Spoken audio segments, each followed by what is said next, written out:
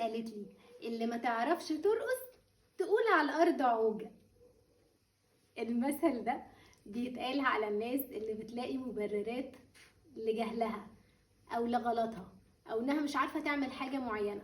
فبدل ما يجي يقولك انا مش عارف اعمل الحاجه دي فيقولك لا اصل حصل، اصل انت البتاع مش شغال. يعني مثلا بيحصل كتير قوي مثلا في الشغل، تلاقي حد مش عارف يعمل الحاجه او بيعملها غلط وتلاقيه جاي يبرر لك. لما تيجي تقول له ايه ده انت ما بتعرفش تكتب، ايه ده انت ما بتعرفش تقدم مثلا ريبورت، ايه ده انت ما بتعرفش تعمل مش عارف ايه كذا كذا كذا، تلاقيه دايما يقول لك ايه مبررات. اصل المكتب كان معوج، اصل اللابتوب ما كانش مفتوح، اصل الساعه دقت بصوت عالي فانا اتلخبطت فما عرفتش اطلعها.